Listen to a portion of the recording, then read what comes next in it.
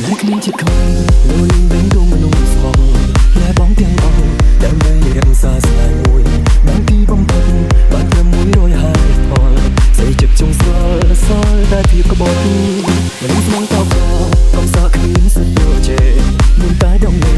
បណ្ដោះផ្សែងទៅតាមខ្យល់មានស្នេហ៍ញីបាយមិនបងរងសាប់រសល់ជូនពូនីមួយដល់ភ្លឺបំបែ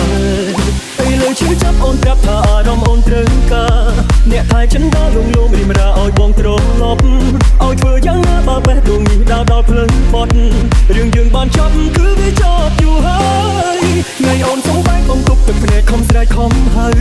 កាន់ដៃគ្នាទៅចិត្តស្រីគូឃើញនឹកស្មានមិនដល់វេលាផ្លូវទៅឲ្យបងបានជួបនឹងល្អហើយធ្វើរកអ្នកផ្សេងទៅព្រោះបងជួយគ្រប់គ្រាន់ហើយ